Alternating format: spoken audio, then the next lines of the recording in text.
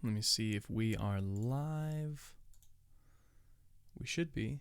We should be. Oh, look at that. Looky there. We are live. All right, so we're going to hop right into it today. It's a little bit different today. You might see that the layout is solo. That's because everyone else from the Fall Book Club is taking their week off after finishing a book, because I think that that's just great. You need a little time off from spending every Saturday night at a book club. So we're going to do a conversation today, and it's going to be a little bit different format, kind of free form. I have prepared a little bit of points and summarizations, so hopefully that will keep us on track today for the conversation. But for the most part, I do feel, I don't know, we'll see. We'll see about it. So for everyone watching this recording, welcome to the Fall Book Club. We read books on Saturdays, usually at 8 p.m. if we can, and usually there are 3 other people with me, but today I'm doing it all by myself. So we're going to have a lot of fun today. Yes, it is live. It is live. I don't have Twitch. Welcome in. Welcome in. Yeah, if you're watching, we do this live on Saturdays, so you can come in and talk to us and everything. Something that I keep forgetting to mention in the previous discussions that we've been doing. I did trick you, huh? I've been forgetting to mention that there will be timestamps in the descriptions below. So if you're here looking, if you're here, say, as a high school student or something like that, or if you are just looking for something specific about what we're talking about, I try and do some pretty good timestamps, and so you can sift through the content, or if you want to come back to it later on or remember where you are or something like that. Those are all down there. And so yeah, today, as you can see our title, we are going to be discussing the book A Farewell to Arms by Ernest Hemingway. So this is a pretty cool book. This was one that was suggested to me by a good friend of mine. He is a huge fan of Western literature, and we're gonna see what it is. So the basic summary of the whole thing is, well, I guess we'll start with more of like when it was published. It was published in 1929, and contextually, this was 11 years after the end of World War I. So that was the year that marked the Great Depression. So that's an important contextual piece as far as like when the book was written, what Hemingway was influenced by as he was writing it, and kind of what he went through in his life. And it's a pretty cool book. It's obviously considered a classic. I don't know of many people who haven't heard of A Farewell to Arms. I feel most people have, and so also I need to start including links to purchase these books as well. I feel like that might be a good thing for people to have, is like a link to purchase the book. I personally try and buy as many of the books that I do on this show from like local bookstores and everything, because I like to keep my money local, and I also like to just give my patronage to smaller businesses, because I think that that's super important.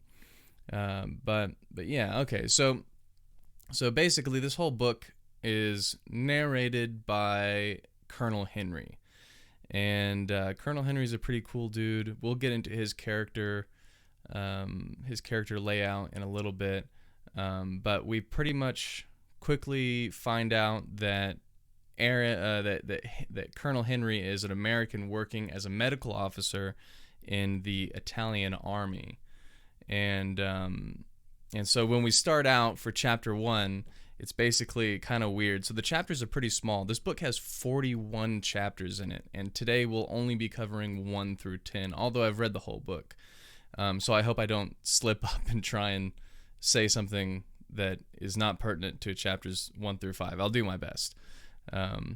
What is up, my guy? Aaron Shack 64. Welcome in. Thank you for coming to the Fall Book Club. And so we'll start with chapter 1. Basically, a lot of descriptions in chapter 1 of like the scenery and like what the mountainscapes are looking like. It's a pretty beautiful, serene landscape, and I think that there's different descriptions that have like it starts out beautiful in the descriptors, and then it moves into like, oh, I guess this is like a warscape as well. It's kind of a war-laden land, and so yeah, it's interesting. A lot of people I talk to really love that intro to the book, and it's even one of those things that people say is like one of the most legendary like intros to the book ever, and it's like one magnificent thing. It didn't stick out that much to me, obviously, because I can't even recall that much about it. But that's the intro.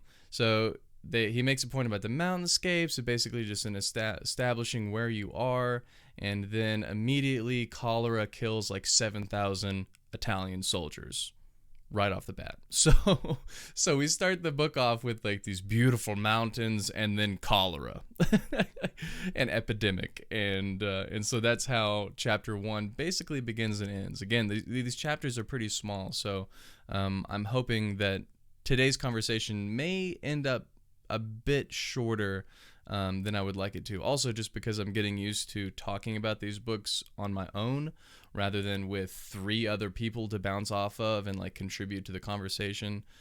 So I'll definitely be addressing chat more and more often. So if you guys have anything to say or any questions, be sure to ask them, and then we'll work through that. It'll help contribute to the conversation. So that's basically chapter 1. Not a lot happens.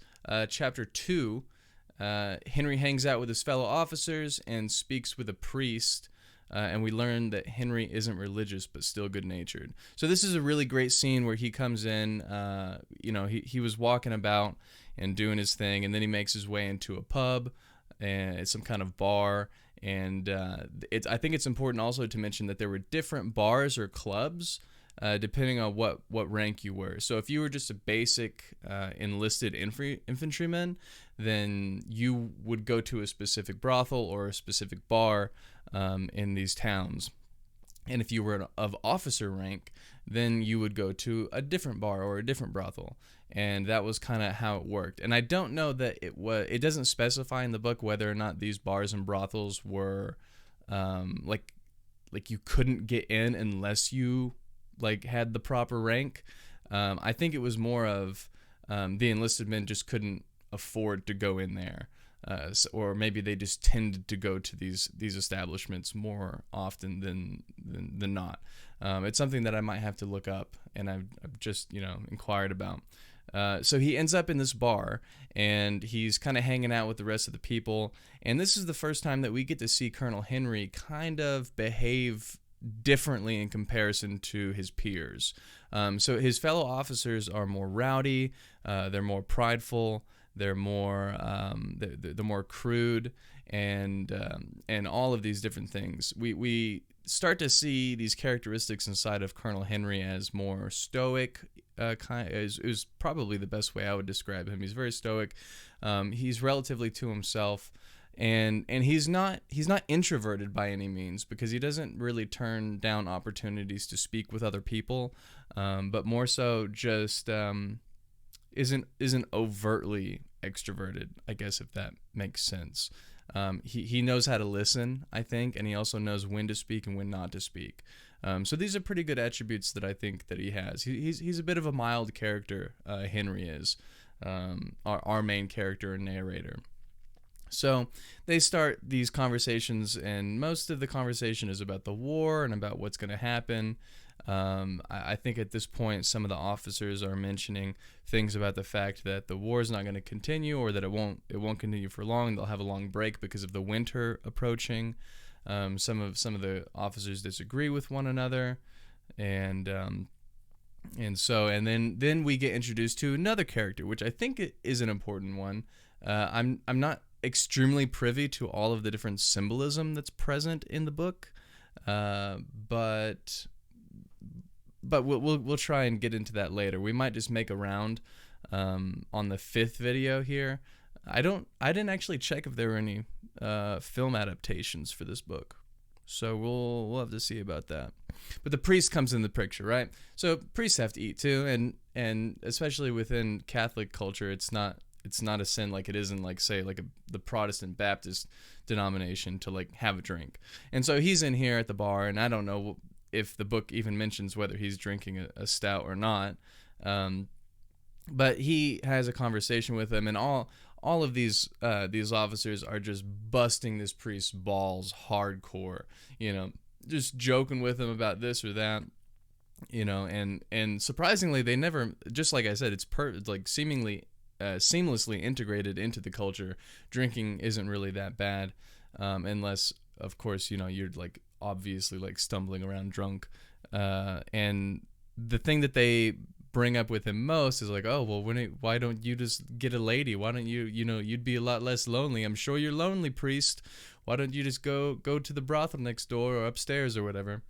And that makes the priest blush and all kinds of things, but he's very soft-hearted and good-natured, and so he doesn't reply with any kind of negative anger or anything like that. And the priest and Colonel Henry have a nice exchange between one another, and so this is where we get the first relationship between two good-natured people, and it's a nice little break from the officers, which take major precedence over chapter 2. So, apparently there was a movie in 1932 and 1957. Okay, good. Well, then by the end of this series, that means that this discussion will be 5 videos long, including this one. So we will be doing a conversation over chapters 1 through 41, and then the 5th video will be the movie comparisons. I think that'll be really good, and I'll just do all this on my own. So because we are starting another book, if you guys want, just ahead of time, the whole group, we're all reading The Time Machine by H.G. Wells next week. So these are just additional videos. I wonder if they're any good. Do they look any good, Aaron Shack? I don't know. I'm sure they're all right. I bet the 57 one is better. The 32 is probably pretty rough. Both black and white, I'm sure. All right, so that's chapter 2, roughly. This is what I can remember. Okay, I hope this is okay. I'm reading some notes right now, and these are just what I could recollect from the story. So there might be a ton of things missing out. But I think I did pretty well, because I went through and read other summarizations and different interpretations of the book, so I refreshed before this. Chapter 3, all right. This is basically what happens. If you read other summarizations, they're really superfluous. They include details that aren't like super important, and as far as the whole plot, don't progress them a whole lot. So we're gonna avoid those things and just focus on like the driving action of this chapter. So chapter 3, Henry runs into Catherine Barclay. Okay, so this is a new character that we've introduced, Catherine Barclay. And immediately, whenever he meets this person, he suffers love at first sight. Why? Well, pretty obviously, because she's a smoking hot nurse. Okay, she's a smoking hot nurse, and he just immediately is smitten. To use that really like that. What is that? Like a $2 word? Aaron Check has no idea, but Gary Cooper is in one. Very nice. And the second one is in color. Hype. Nice. That's always good when classic literature has 2 different film adaptations, and one is in black and white and one is in color. That was the case when we did Lord of the Flies. So, yeah, we'll see. We'll see how it goes. So he falls in love with this smoking hot nurse immediately, which I feel like is definitely the trend for this, like those kind of years. Like if you're like early 1900s all the way up into the 50s, even the 70s. Like if you see like different movies like The Graduate and stuff like that, love at first sight is a very common occurrence in these stories. And I actually, like, just to bring in some like relevance for my own experience, like in real life, my family, like my great grandmother and my great grandfather, like, not that they were in love at first sight, but it wasn't unusual to just like marry someone within like a couple weeks or even days. And like my great aunt, I think that she married her husband probably like 16 days after they met, and like they were together until he died. So that's wild to me. But anyway, we see these different cultural and period practices laid out in this chapter whenever Henry narrates how he feels about Catherine Barkley, the smoking hot nurse. Okay, so then we get introduced to a new character, okay? So he runs into Catherine Barkley, falls in love, goes home, and he has a roommate named Rinaldi, okay? And Rinaldi is Henry's basically his best friend. But there's something really weird about Rinaldi. So Rinaldi is, I believe he's Italian, okay? He's an Italian surgeon. And he's a very smart guy, very intellectual, very vocal, and he just has this weird thing. And I'm sure that it's like, I think the way that Hemingway describes it maybe doesn't get it across, or maybe it just didn't stick for me. I think he has like a tough time speaking English, but I don't know though. Like, it's one thing that I have a hard time telling the difference between. So just to remind you, Colonel Henry is an American.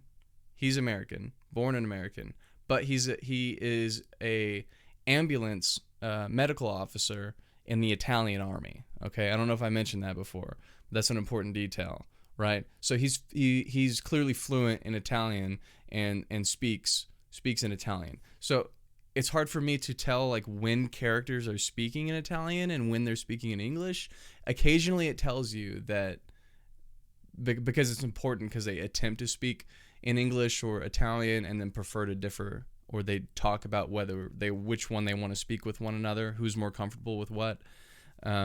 So I feel like Rinaldi is talking to Henry in English and is translating things oddly. I hope that's the case. Or maybe he's just kind of weird, because Rinaldi calls Henry baby all the time. And the way that he interacts with Henry is odd. He's always very, very concerned for his well-being, and he's always calling him baby, like all the time. And he gives him money and all kinds of things. Like, it's just so strange. So immediately, Rinaldi notices that Henry has some kind of, glow about him. He's kind of happy about something, and I think Rinaldi senses that Cupid's arrow had found Henry's buttocks to have a matter of speech, and so Rinaldi, his roommate, asks him about it. They have this conversation. I met this girl named Catherine Barkley. She's a smoking hot nurse, and they end up going out on a date. And is the camera frozen? The camera is frozen? Why? We can't have the camera frozen. Okay, let me try, I don't know what would cause this.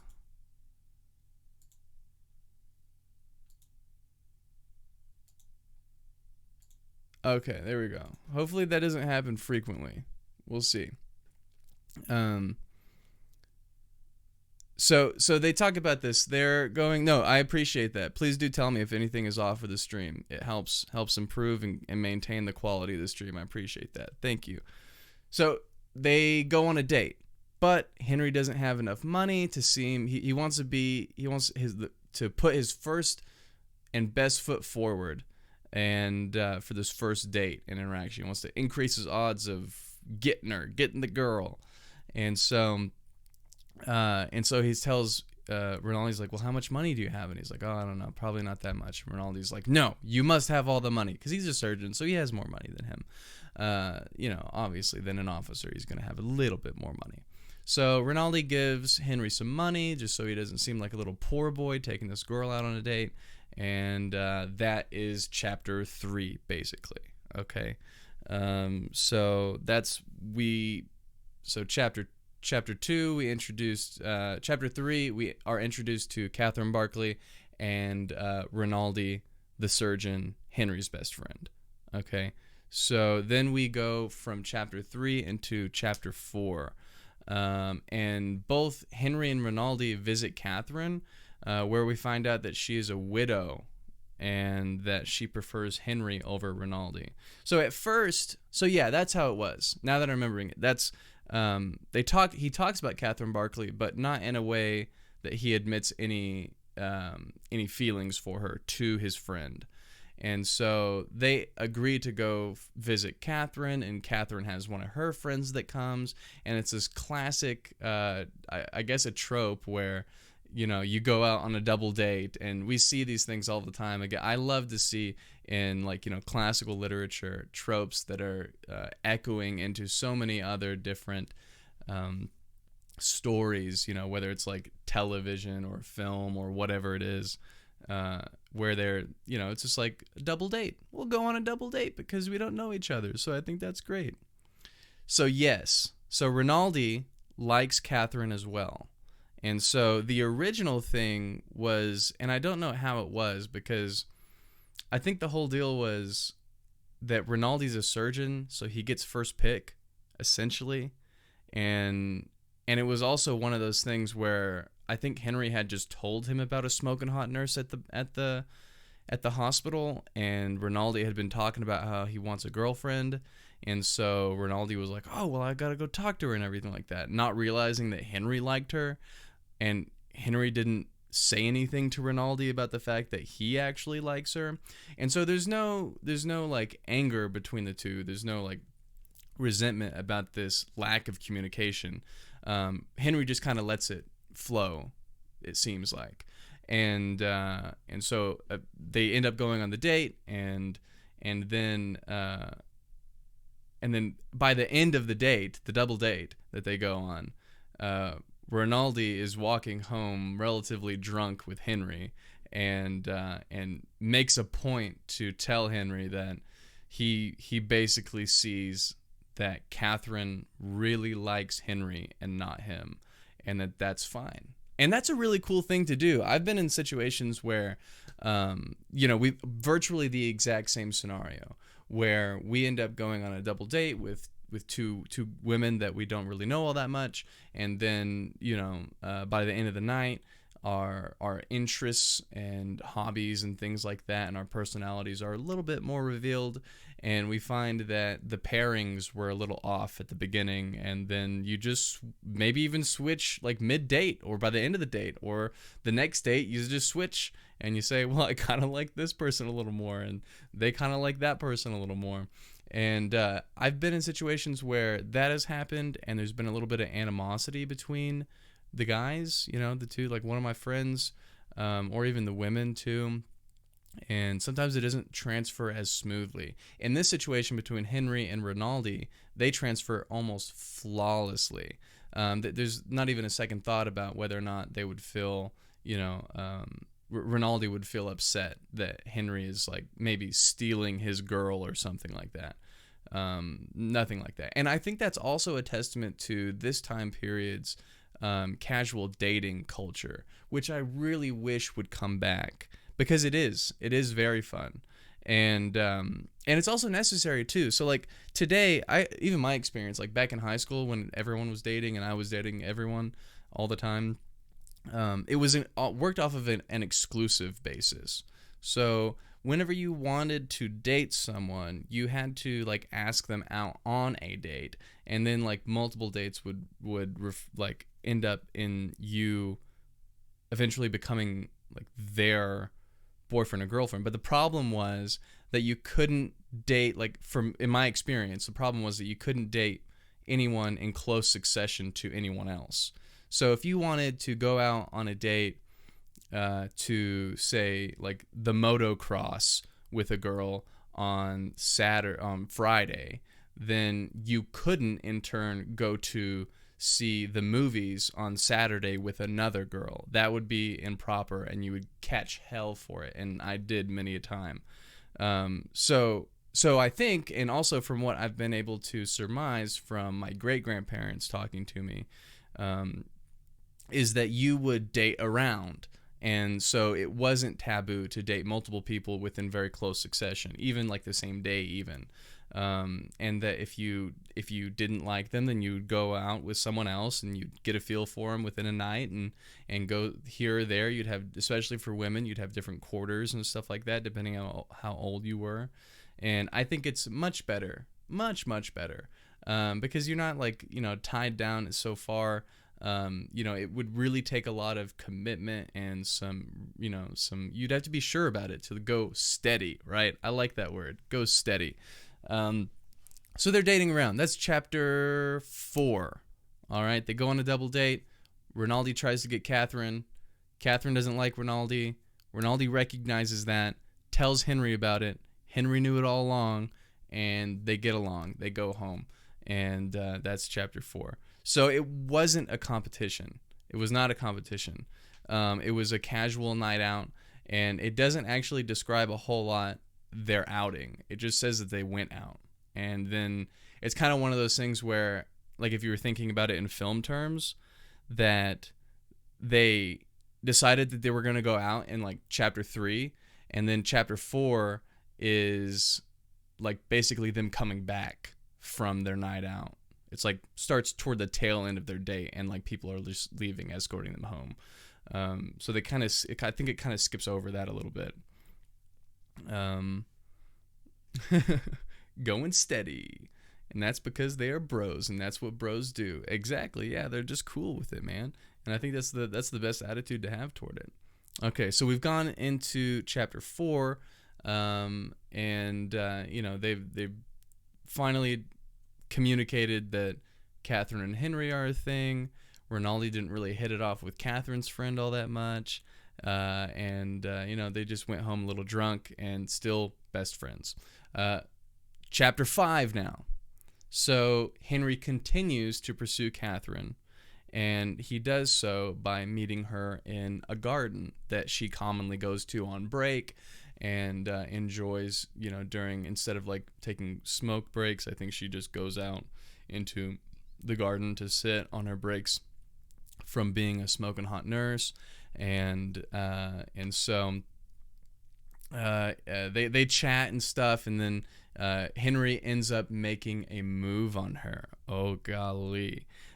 So I think also one of the things in this book that's kind of underplayed is like the amount of time that passes in between these interactions, and also the amount of interaction that takes place, like the amount of time that Henry spends with Catherine talking. A lot of the dialogue I feel is left out necessarily, but there's just no there's just no grasp on like how well they're getting to know each other. And I think that's the only reason I'm having a little bit trouble perceiving that is just also because I feel like during that time and that culture, it might be a different time space. Like it would take less time for them to get to know each other or feel romantic toward one another and all of these other things than it might for someone in our time and age. So maybe that's it. But he makes a move on Catherine Barkley, the smoking hot nurse. Oh my gosh. And what does he do? I think he just like mostly like makes a move and like starts holding her hand at first. It's very almost juvenile. When I read it, I was like, oh, this is kind of like junior high stuff. But it's also very cute at the same time. He kind of like sneaks his hand over, like, they're sitting on the stone bench in the garden, and it's beautiful, I'm sure, because they're in Italy somewhere. I don't know where they are. I should have checked that out earlier. And they hold hands and everything like that, and they're both, I'm blushing, I'm sure, and giggling with one another and laughing like school children. And so, but they also have a very suave calmness about them. It seems like this is during World War I. So the book was published in 1929, 1 year after, or 11 years after World War I, and like the year that marked the Great Depression. So this was set smack dab in the middle, I think, of World War I. Yeah, so the music back then would have been an absolute bangers. So they make these moves with one another, and then it advances, of course, because men can never just be like satisfied with like one small move forward. They always have to go all for it, see what they can get, push the boundaries until they can go no more, and they meet a brick wall. And Henry does this by getting a little handsy and meets a brick wall. So he doesn't grope her or anything. He doesn't like fill her up or anything. But he attempts to kiss her. And she slaps him straight in the face, like pretty hard. and there's like this moment of like silence between both of them where they're like kind of shocked, like he's shocked that she did that, and she's shocked that she did that, and it's just like this moment, and I don't think there's any anger in it just yet. I think Henry almost likes it, which is kind of weird, but maybe not. And then they have a short talk, and she tries to apologize for slapping him in the face. And it's kind of this, apologetic thing to where, like, I slapped you, but then why would you try to kiss me? We don't know each other that well. And then he says, well, I'm sorry. And she says no. And then they embrace and kiss. And that's pretty much the energy of that scene. And it's really satisfying, actually, to watch. It's very romantic. That's one thing that is very good in this story, is that the different romance scenes are very romantic. They're classical. They flow very well, and it's romance at one of its finest. The only thing that is kind of sad about it is that these romantic scenes are fleeting. So, but we'll get into that later. So that's chapter 5, okay? And so I have some notes here.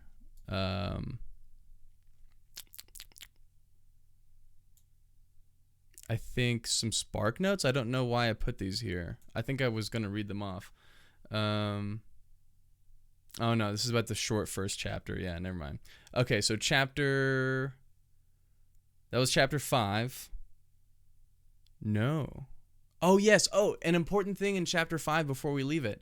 So after they kiss, like they embrace and kiss, and then she immediately bursts into tears and like starts like sobbing.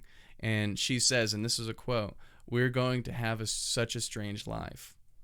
And that's like the end of their exchange. And it's like this really, like, it's like this super romantic. It goes from like very cute and kind of funny and personable, and then it goes into like this very accentuated romance, and then it goes into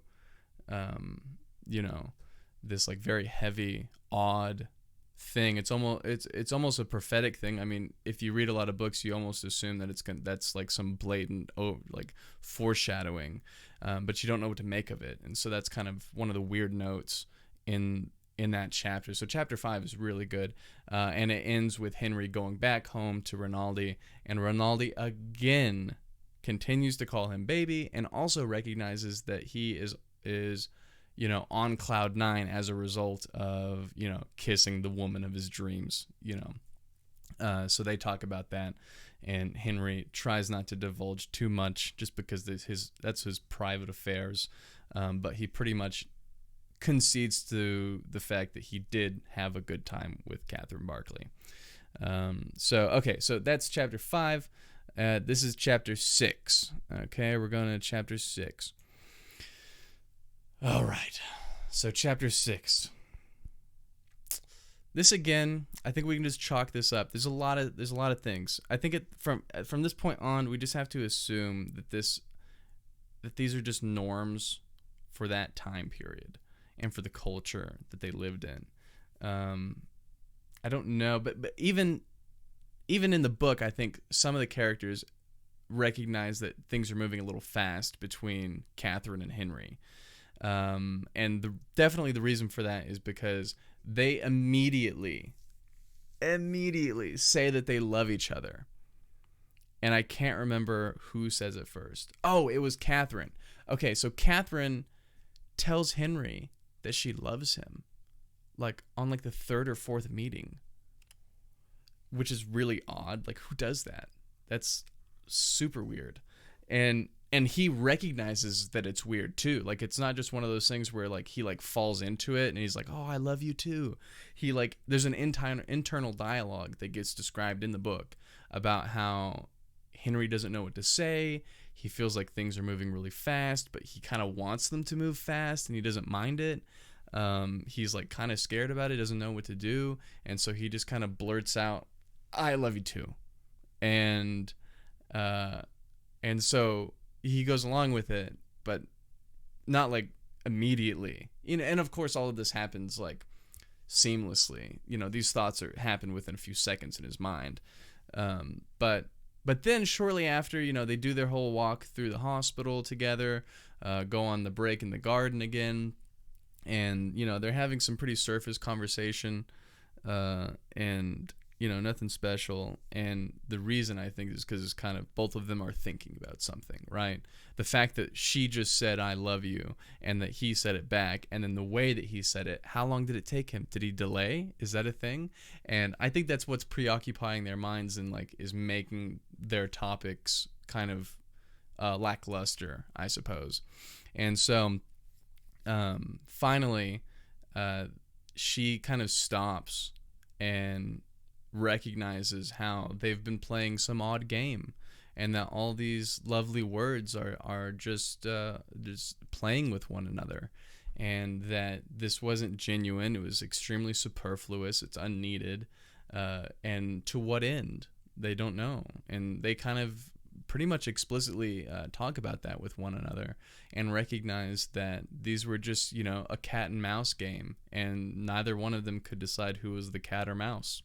And I think it's a really good thing to just it laid open their relationship and kind of prevented them from going forward in, a superficial manner. And so they they cut out the whole love thing and recognized that was a bit of a hasty thing to say. And that's that. And then again, Henry goes back to Rinaldi and Rinaldi again recognizes pretty much exactly how Henry feels and anticipates it and like says what happened basically. So Rinaldi's like a mind reader and like somehow very weirdly in tune with Henry's emotions. I don't know. Again, kind of strange. So that is how chapter 6 ends. Immediate love. Oh wow, good writing. Yes. Yes. Chapter 7. Okay, so chapter 7, Henry picks up a guy with a hernia. So this is an interesting little interaction here, and this is the first time in a couple chapters that we get to break free of the Catherine, Henry, Rinaldi triangle. For the past like 3 chapters, we've just been in this cycle of like, go see Catherine, go talk to Rinaldi, go see Catherine, go talk to Rinaldi. And so now we're kind of breaking out of that, and we're getting a little bit of a fresh interaction with a new person. So in between all of this, obviously Catherine is working at the hospital, Rinaldi is working at the hospital as well as a surgeon, and Colonel Henry is working as a field officer, a medical officer. So he's like the guy who drives the ambulances. And while he's driving an ambulance, he picks up a guy that has what I assume is a terrible hernia. And while he's in the back of the medevac, or whatever they call it, the automedic, as I think what they refer to it as in the book is the automedic. The guy with the hernia is laying on the gurney in the car, and admits to have thrown away his truss, I think is what they call it. Probably some sort of like support device that would go around his abdomen to help keep basically do the job that his muscles should be doing to keep his guts in. Oh, it's gross. Hernias freak me out, man. They're really bad. Oh, to see like really advanced hernias. Oh, it's so gross. I can't handle it. Anyway. So he admits to throwing that away, and because he doesn't want to go back to his commanding officers, right? Because he got the hernia in the first place by improperly doing work. So he wanted to get hurt on the job so that he doesn't have to go into the war, right? He wants to go to the hospital and hang out. And so he only manages in getting a hernia. He doesn't want to go back to his commanding officers because they pretty much know what he did on purpose, and they're going to scorn him or punish him or throw him in the brig, something.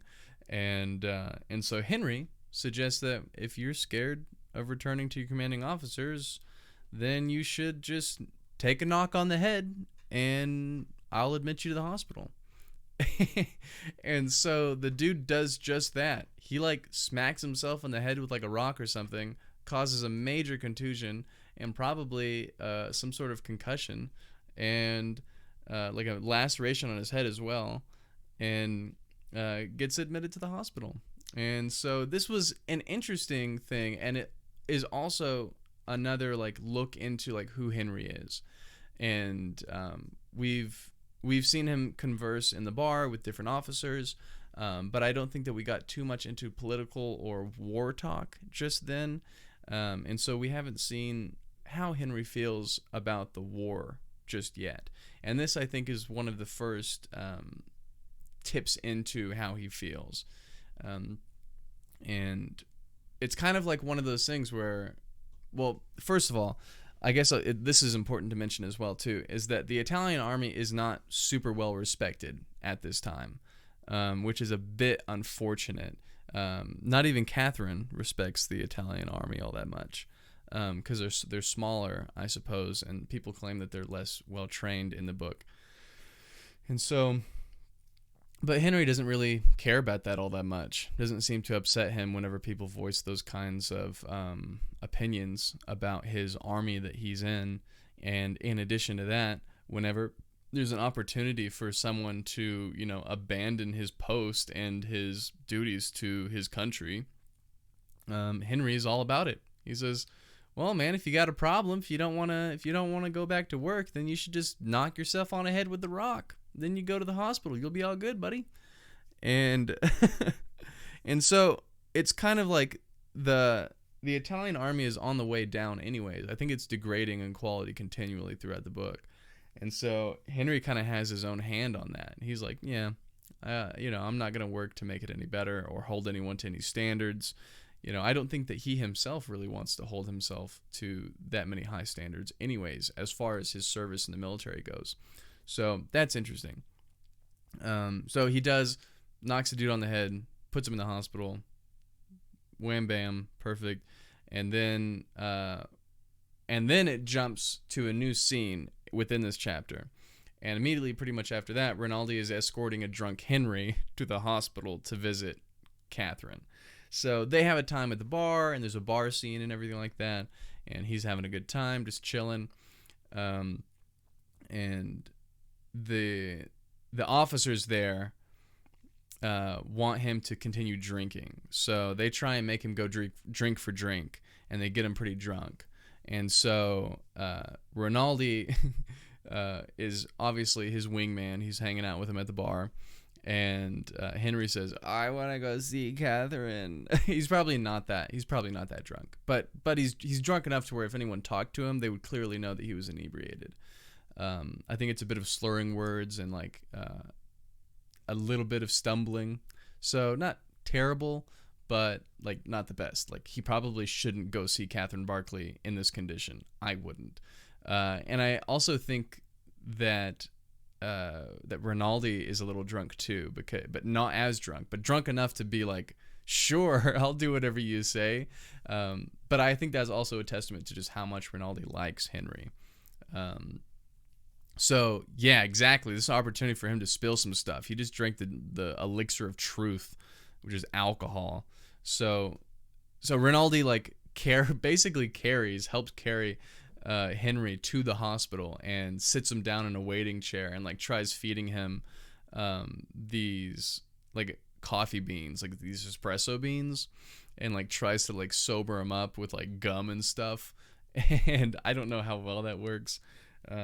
But he waits a little while, and then one of the care nurses comes and like asks him who he's waiting for, and he says Catherine, and she tells him that Catherine's not there, and so this is the end of the chapter. But the punctuating note for this is like a really depressing one, because Henry's making his best efforts to try and sober up so that he can talk to Catherine. And it was kind of the thing that he was looking forward to like all day in this chapter. And whenever he's told that she's not there and that he won't be able to see her that day, it says in the book that, and very briefly, very, very, very short, very terse words. He says, I feel depressed and hollow. And that's the end of that chapter. So we see that like Henry might be dealing with some sort of depression during his service for the military, and I think again this is also like keys us into like how seldom he does get to see Catherine. So before we didn't know, it almost seemed like he was seeing her every day, but we see now that he's only seeing her on leave and that there's long periods of time in between. So that was chapter 7. Major bummer.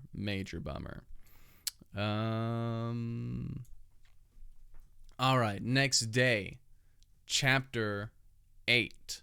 All right, the next day, Henry hears of an attack that's scheduled for that night. And as the cars pass the British hospital on their way to the front, Henry tells one of the drivers of his car to stop. And he hurries into the hospital that they stopped at and asks to see Catherine. He tells her that he is off for a show, but when in actuality he's going off to like a major battle that's pretty much scheduled, or very well expected to happen, and that she shouldn't be worried. But she ends up giving him a St. Anthony medal. So it's just like a little chain, and it has a St. Anthony icon that's made of metal. It's a metal chain, and then the St. Anthony is wood, I believe. And so she gives him that to protect him. Such might be a Catholic custom and or act of favorability, act of love. And Henry returns to the car, and the caravan continues toward Pavla. The name of the place isn't super important, but this is where all the fighting is taking place. So this is where we get to see a little bit of an internal dialogue from Henry, and we see that he's, again, slightly hesitant to take the St. Anthony's. He almost doesn't even know what to do with it whenever he takes the icon. And she has to tell him to put it on. And I think she even puts it on for him because the clasp is small and hard to deal with. And so he I think at one point he asked her what to do with it, and she was like, "Well, you pray with it." You just keep it with you. It protects you. And Aaron Check says, "We pray to St. Anthony to find things that are lost at times." Ooh. That's a good insight. I'm so glad that you have that insight. Okay. We will keep... Interesting. No, there is a much deeper meaning there, actually. We'll get into it in a few seconds. That is brilliant. There's a brilliant connection there. Yes. It is not by any kind of chance that she handed him a St. Anthony's icon. And we'll get into that in just a moment. So... that's pretty much. I'll finish by saying that we get to see Henry's hesitation toward religion. We see that he's not a proper Catholic. I don't even think that he belongs to the Catholic Church at this time, and so we see that he's non-religious, and which is an interesting thing because the majority of the people in this book at that time were indeed belonging to one religion or the other. Although in Italy, most of the Italian people, like the Italian and the Swedish people, they weren't. At least in this book, they weren't. But we'll see. So for those people who aren't religious in this book, Henry seems to be the only... what is it? The word for not knowing if you believe in a god or not. you would be agnostic, I believe. And so Henry's the only wishy-washy person about religion for the most part, other than one other person in the book that I can remember. And so everyone else is like either vehemently against religion or gung-ho for God. So we get to see all that. So that was chapter 9. No, that's chapter 8. This is chapter 9. So in chapter 9, Henry and a few other soldiers are sitting in a dugout now. So they've got to Pavla, where the battle is going to take place, or at least close to it. And they begin talking about the war in a way that explores some pretty deep ideas. So they're saying, well, when is the war going to end? Some people say the war is never going to end. Then people talk about what is an end to the war? Is it really how does one even win a war? And so we have some interesting discussion here. So they explore the inevitability and the most definitely the unending nature of war. Who will give up first? If no one gives up, will they have to fight until the other side is all dead? Is that even possible? If it isn't possible, will the war never end if neither side surrenders? And Henry and Gordini, they have this conversation amongst one another, and it's kind of like one of those things where it's a cool dialogue. It's a hyper-intellectual dialogue as well, but in layman's terms. So like the implications of the conversation are big and complex, but the conversation that they had was very simple. So it was a really great way to introduce this really deep subject on easier footing. And it is one of those things, like, what happens? Like, when someone invades somebody, like, how do you decide the end of a war? Like, is it when the entire population of that country is, like, dead? Or, like, their entire country is decimated by a bomb or something? Someone has to surrender.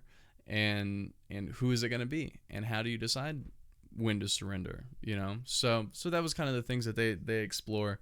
And to me, myself, I mean, I'm in the same position. Like, I don't know how to explain it, you know?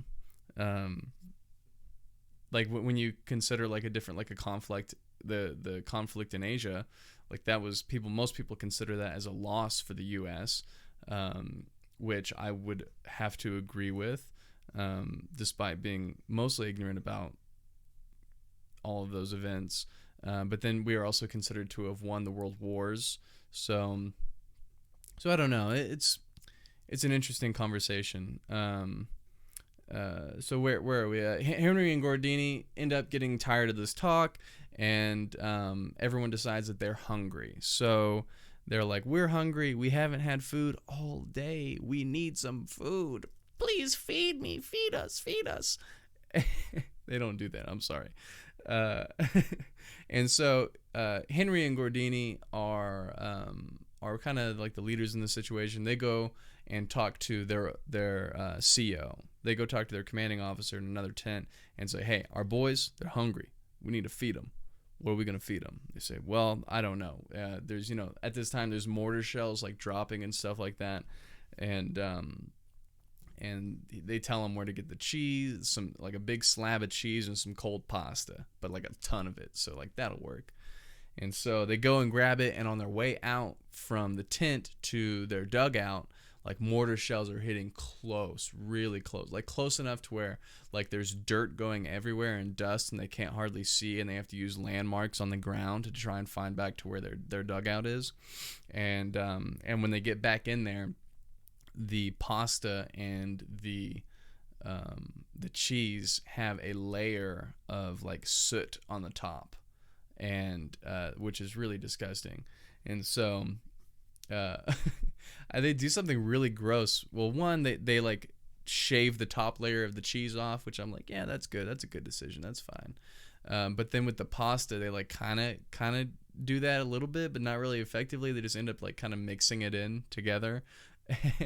And when they eat the food, they eat the cheese and the pasta, they say it had a very metallic taste to it, as if they were just eating steel, which I'm sure that they were just eating like metal shavings. Oh, disgusting. Um, and and it was also one of those things where I saw some summaries that were talking about this instance in the book being um, Henry's like Henry went out in the amongst the mortar shells just very irresponsibly, and they said that, but I don't really agree that this was like a reckless move on Henry's part. I think it was a necessary one. Your men aren't going to be able to function. They can't work. They can't fight. They can't defend anything if they're starving. So you have to feed them. An army needs fuel. You know, what good are men if they're starving? So he does the necessary thing, which is take the risk up top and go and get the food. So I disagree with the more popular interpretation of Henry's actions at that moment. Um, and then all of the sudden, while they're eating, a bright flash happens. Opening, it's like it describes it as if it was the opening of a burning furnace door, and heat explodes everywhere, light explodes everywhere, and Henry finds himself on the ground, unable to breathe, see, hear anything, and it writes in the book his detailed thoughts of how he is going to die in a few moments. And it's revealed then that a mortar shell hit their dugout, nearly straight on. And this portion, I do feel like I should read directly from the book if we can find chapter 9. So chapter 9 is a really good one, and I probably should have bookmarked this. Oh yes, there's tons of dialogue in here. Is this chapter? This is chapter 10. No. Chapter 9. Where is this? Here we go. I went to chapter 11 on accident. I was so confused. So yeah, he goes and gets it. Doop doop doop doop doop. Doop doop doop doop doop doop. Oh my gosh.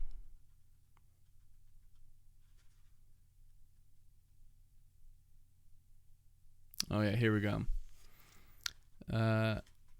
I ate the end of my piece of cheese and took a swallow of wine. Through the other noise, I heard a cough. Then came the ch-ch-ch-ch, which is the noise that the mortars make when they're fired. Then there was a flash, as when a blast furnace door is swung open, and a roar that started white and went red and on in a rushing wind. I tried to breathe, but my breath would not come, and I felt myself rush bodily out of myself, and out and out and out, and all the time bodily in the wind. I went out swiftly, all of myself, and I knew I was dead, and that it had all been a mistake to think you just died. Then I floated, and instead of going on, I felt myself slide back. I breathed, and I was back. The ground was torn up, and in front of my head there was a splintered beam of wood. In the jolt of my head I heard somebody crying. I thought somebody was screaming. I tried to move, but I could not move. I heard the machine guns and rifles firing across the river, and all along the river. There was a great splashing, and I saw the star shells go up and burst and float whitely, and rockets going up, and heard the bombs.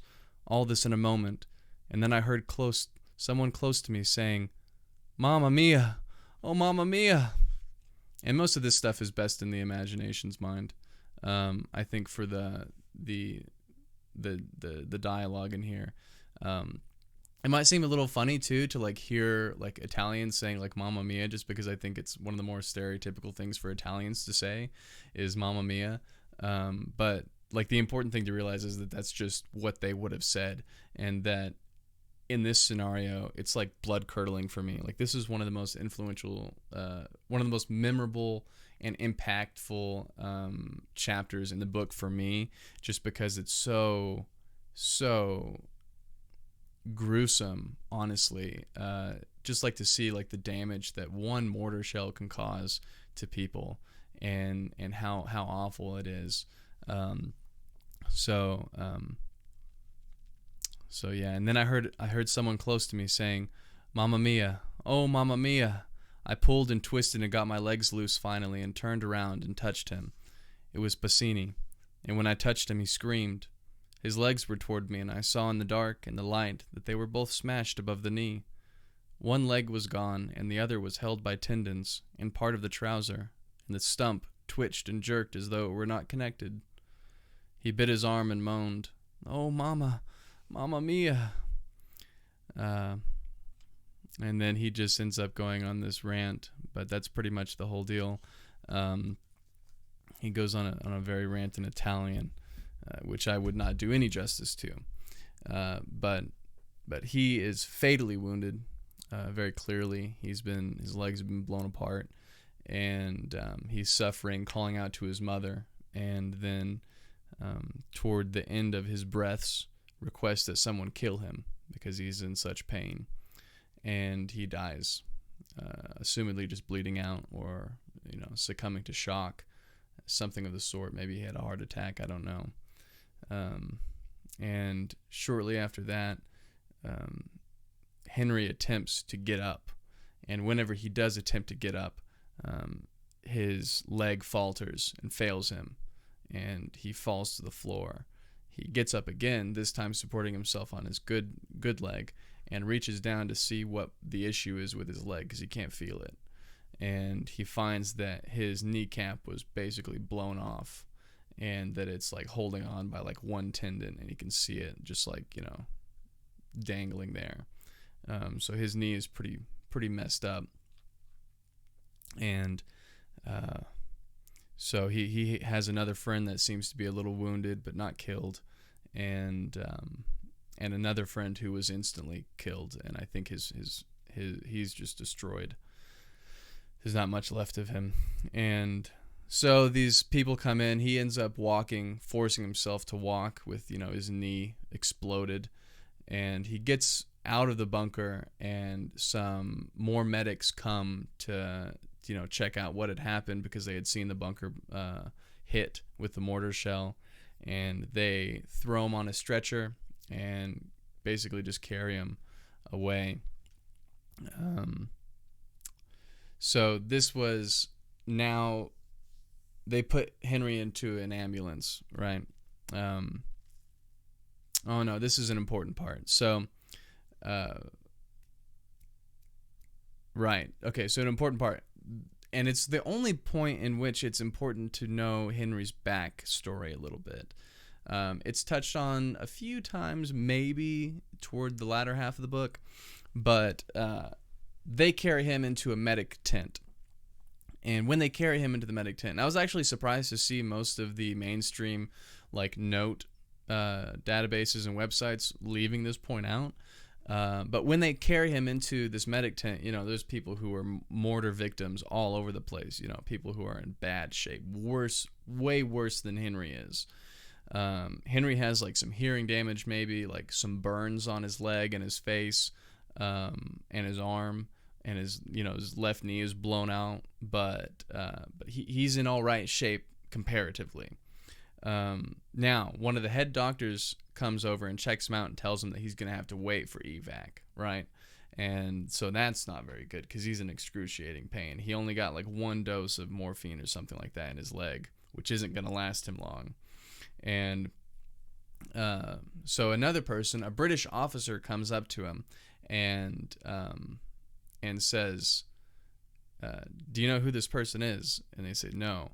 And he said that, well, he's Henry Wilson, son of President Wilson of the United States. And so we find out that he is the son of the President of the United States, and that he is a high priority officer to take care of. So they prioritize his treatment, and the British officer obviously is like a butter bar, or something like that. I don't know what the military terms are, but he's high ranking. And so somehow he's able to pull the strings and get him onto an ambulance first. So his status, I guess, in life, and his heritage, whoever he was born by, benefited him greatly, which is good. So he gets out of there, and then that's basically the end of chapter 9. Is just Henry bouncing painfully along the dirt road in an ambulance. And so then that brings us to chapter 10.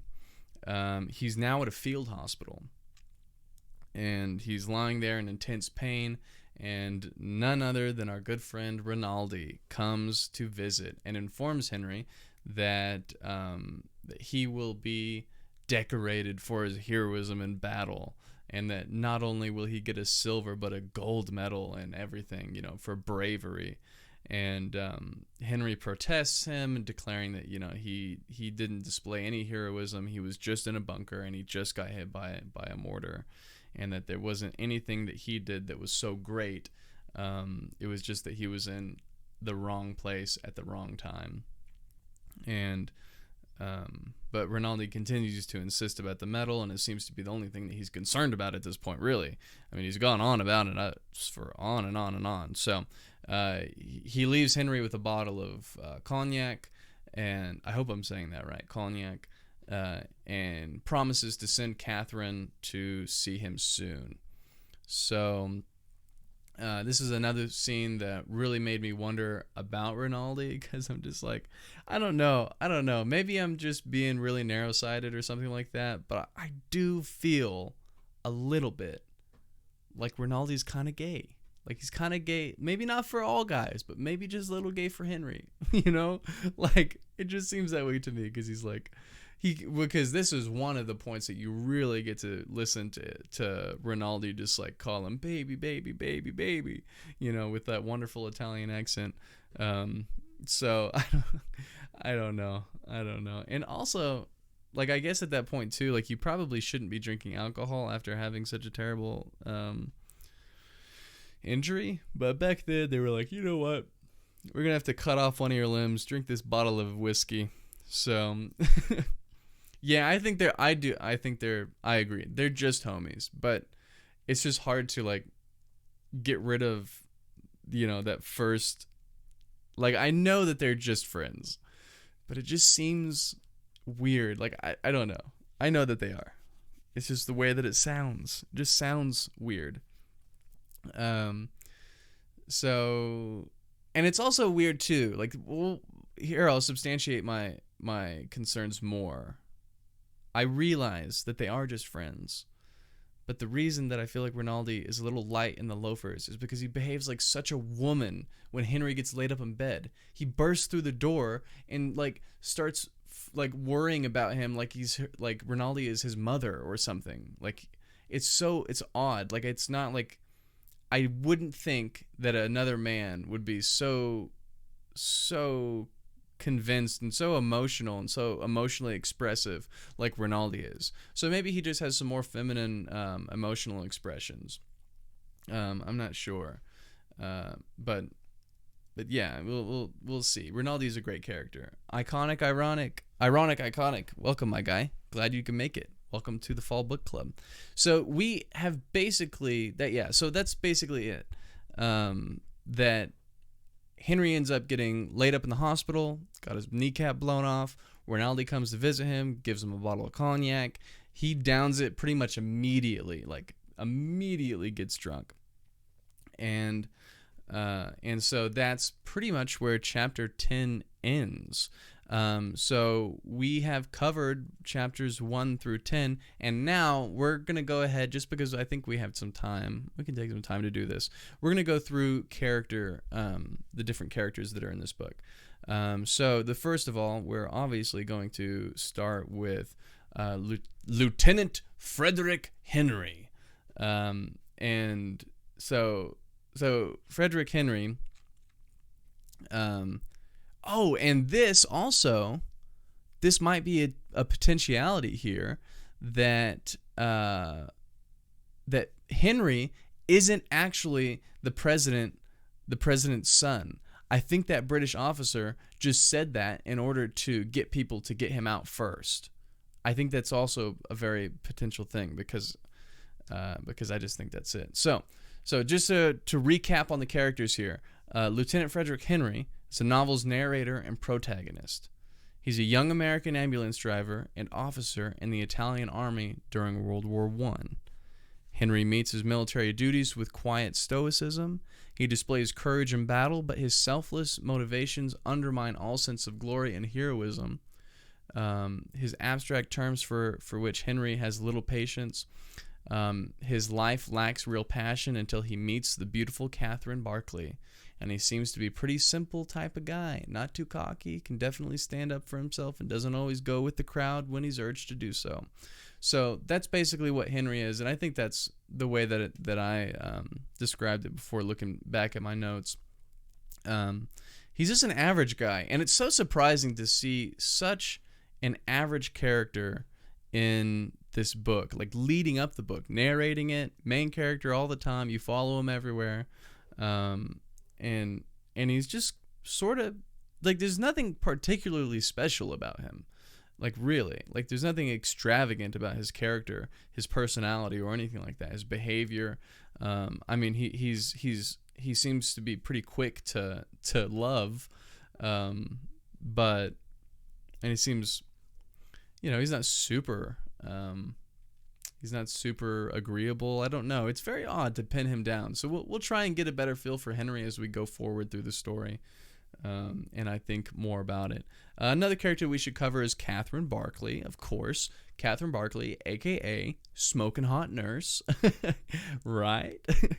Also, I think it's important to say that at one point during Henry's and Catherine's interactions, Hemingway basically spends like almost a whole, like 3/4 page describing Catherine Barclay's hair.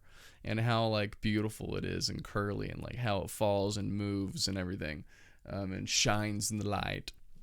So I just thought that was funny, like that he had almost a page of content about Catherine Barclay's hair. I'm like, wow. I guess that's something that Henry really noticed and took a liking to.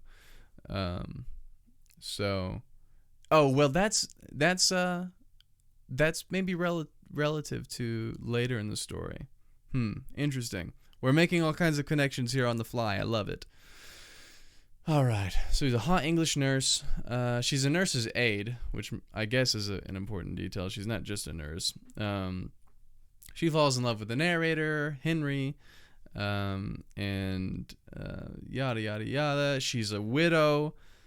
Her husband just died, like, recently in the book.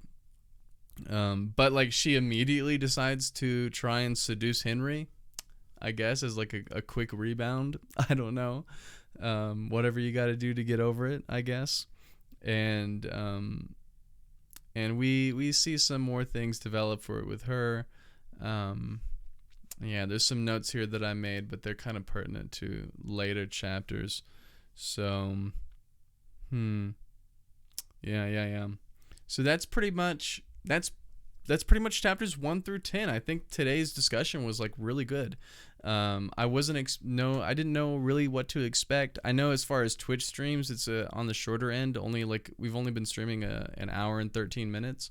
But our usual book club conversations with 4 people are, an hour and a half to 2 hours. So I feel like this was a really good experiment with the solo format.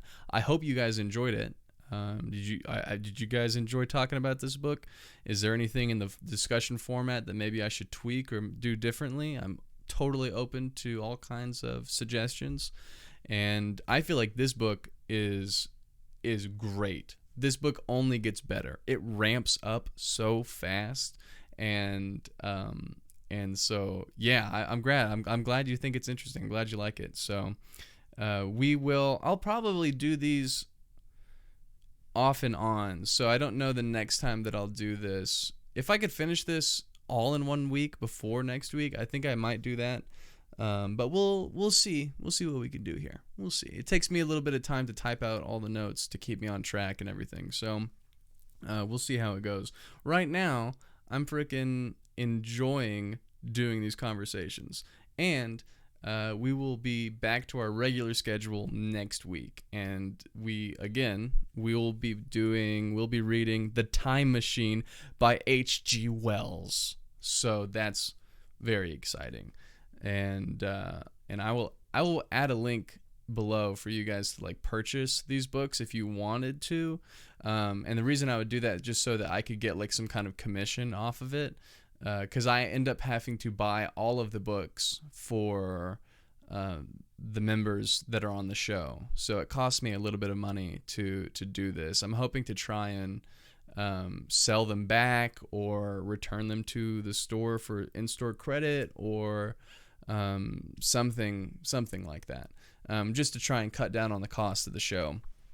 And we also have another idea that I want to throw by you guys. We have some people who approached me that want to use my studio and my equipment that I use for the book club stream to do an RPG tabletop stream. I don't know if that's anything that anybody's interested in, but that would be added to the weekly schedule, and I might be on it, I might not, I don't know, but it'll be under this channel and on this same channel. So we'll see how it goes. We're doing all kinds of stuff, but it'll be a lot of fun. Tabletop stuff. So yeah, RPG tabletop. So they want to do primarily D&D, like a 5e type campaign, but there's also an opportunity to do two different books. Fiasco and Hillfolk are two different game types that are like role play heavy, that I think are a better format for like the 4-camera type thing, and they're super fun. Fiasco is great. It's just ends in tragedy every time, and Hillfolk is kind of like doing like a role play D&D like TV series. It's really fun. Jop, my guy, welcome in. It's been a while since I've seen you. How are you doing? Like what they play in Stranger Things. Exactly. It would be like that, except it would be an online thing, and you would watch us and everything. We're trying to figure out like ways to integrate the chat into the RPG stream when we get it going. We're about a month out on that project. There's some major upgrades that have to be made in order to make it the best that it can possibly be. But we want to try and do like with little points down there. Is it down there? I think there. Yeah. Those little points, I want to try and make it to where people can redeem those, or they can make donations with like bits or something, to where they can affect the story or the gameplay somehow, to where like, you donate or spend a certain amount of points or money, and then you get to like add in a character, or you get to alter something about the story like right then and there, and then we have to adapt and go forward with it and continue to improvise the story, and try and keep the narrative whole and everything. So I think that that's a good opportunity for some more creative juices to flow and have some fun with it. And it was also just an opportunity to try and utilize all of this equipment that I have, because I have tons of equipment. So I want to try and get my money's worth out of it, like just to use it, not even if we make money or not, just to use the equipment. I'm glad you guys think it's a great idea. I always want to put things past you guys first and see what would be entertaining. I think we're going to try and make it a weekly thing once we launch it. We've already bought more pieces of equipment to try and finalize things. And spawning mimics? What are spawning mimics? Spawning mimics? So I don't know. That's just one of the things that we're toying around with right now. We're working on it diligently and actively, and so hopefully spring break is coming up for me. So hopefully I'll have a ton of time to work on it. Tonight is my last night for Peter and the Starcatcher. No, my second to last night. So I'll have my evenings open. I won't be stage acting as often. So I do know mimics. Yes, that would be good. I'm so sorry, Jop. I misunderstood you. Yes, you could spend points or money, and you could like spawn a mimic or something like that. And the cool thing about that too, you're saying points to put down, chests with goodies in them. Yeah, you could you could either give things to them that are good to get them out of a tough spot, or you could put things in there that would be like really detrimental to them. So we'll have to try and work with that and balance it out so that you guys can be like an active player in the game as well with these points and donations. And I think that would be just so much fun. Honestly, so much fun. And the cool thing about that too is that if you were to put like spawn a mimic in there, everyone would really know, because we would have to tell everyone that this is what's happening because someone donated or whatever. But then the way that we want to play is never meta playing. So the way that I would like it to operate at all times is that, and this is especially true with the Fiasco and the Hillfolk, but also the D&D 5e, is that your characters are not aware of what is going on. Like, they're not disappointed that they rolled a crit 1, right? They just attempted to do something and then they failed at it, and that's that. So we want to make decisions that are going to help build character. Just because we're fighting a monster doesn't mean that we weren't raised inappropriately by our father and have become a coward and won't run away. Like, that's like part of our character development. You don't always have to do like what is like best for your character. We're not always trying to roll the highest just to win the game like we would in a video game. We're trying to tell a story here with real characters, with real motivations and desires. So yes, acting. Yes, basically acting. Yeah, because that's what I do. So we got to do what I do all the time. So yeah, I'm really excited for all that stuff, and I'm glad that I could bring it before you and see yay or nay and all that jazz. Thank you to Kaiju _dead. Kaiju is dead, I think is his Twitch name. He is a great friend of mine, and he did these overlays that you see. So, damn it. It's my thing. There you go. Hold on. I got it.